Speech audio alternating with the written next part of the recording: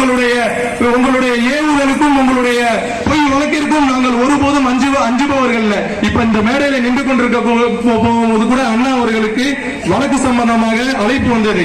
எத்தனை வழக்கு வேணாலும் போடு, என் மக்களுடைய மத்தியில மக்களுக்காக நான் குரல் கொடுத்து கொண்டேதான் இருப்பேன், மக்களுடைய மத்தியில நான் நின்று இருப்பேன் அப்படின்னு சொல்லி இன்னைக்கு இந்த மேடையில நம்மளுக்காக, இந்த தூய்மை பணியாளருக்காக, உழைக்கும் வர்க்கத்துக்காக, 108 ஆம்புலன்ஸ் தொழிலாளர்களுக்காக இந்த இடத்துல குரல் கொடுக்கக்கூடிய ஒரு நபராக நம்மளுடைய மாவட்ட கழக செயலாளர் தளபதி விஜய் அவர்களின் நாகை தளபதியாக இந்த இடத்துல நின்று கொண்டிருக்கிறார். அண்ணா பேசும்போது சொன்னாங்க, சிவஐடி அமைப்பின் அண்ணா அவங்க பேசும்போது சொன்னாங்க, எத்தனையோ கட்சியின் கதவுகளை நாங்க தட்டி பார்த்தோம், எந்த கட்சியும் வந்து என்ன செய்யல, பேரளவுல கூட எங்களுக்கு ஆதரவு தெரிவிக்கல.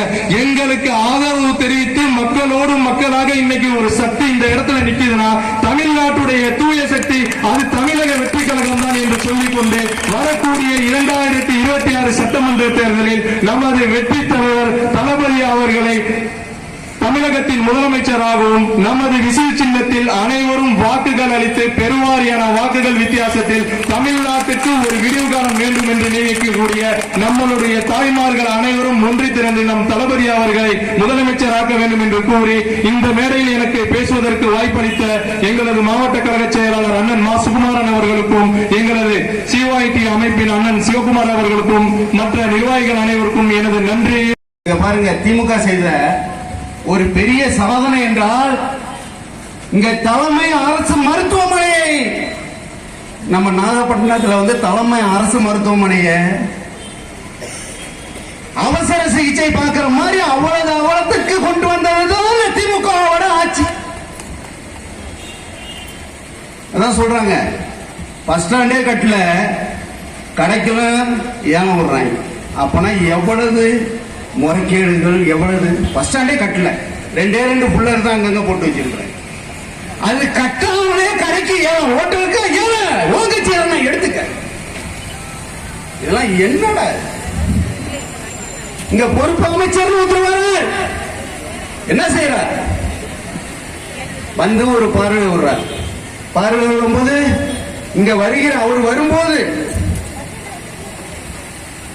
சாலை வசதி கொஞ்சம் நல்லா இருக்கா? எதுவுமே ஒண்ணு கிடையாது. சாலை வசதி இருக்கா? நம்மளோட திமுக மாவட்ட செயலாளர் சரியான மருத்துவத்தை கொடுக்க முடியவில்லை. அமைச்சரை டைட்டில் பார்க்க இங்க நாகப்பட்டினத்துல செஞ்சிருவோமா? என்ன எங்க டைட்டில் பார்க்க, எங்க மருத்துவமே சரியில்லை, சரியான அடிப்படை வசதியே சரியில்லை. இங்க டைட்டில் பார்க்க போறாங்க, அங்க எத்தனை கோடி கொள்ளடிக்கிறது. இது எவ்வளவு, இந்த ஆட்சியில் எவ்வளவு ஆகும்? இங்க இருக்கிற மக்களே தோழர்களே, 5 லட்சம் கோடி, 5.5 லட்சம் கோடி எவ்வளவு பெரிய பணம் தெரியுமா? எவ்வளவு பெரிய ஊழலாக உட்கார்ந்தாலும் இந்த இலவசத்தை ஒழிக்க முடியும், மதுவை ஒழிக்க முடியும். எங்க பார்த்தாலும் பார்த்தனா கஞ்சா வைக்கிறான், சுதந்திரமா கஞ்சா வைக்கிறான், சாராயம் வைக்கிறான், சுதந்திரமா சாராயம் வைக்கிறான். இது எதை வைக்க பயணிக்கலாம்? இங்க படிச்ச இளைஞர் இருக்கு, சரியான தொழிற்சாலை இருக்கா? சரியான வேலை வாய்ப்பு இருக்கா? ஒண்ணும் கிடையாது. இங்க போங்க, திருமங்கல் ஒன்றியத்தில் 6000 வீடு பசுமை வீடு கட்டப்பட்டு உள்ளது. எவ்வளவு காசை கொள்ளடிக்கிறான், மக்களோட காசை.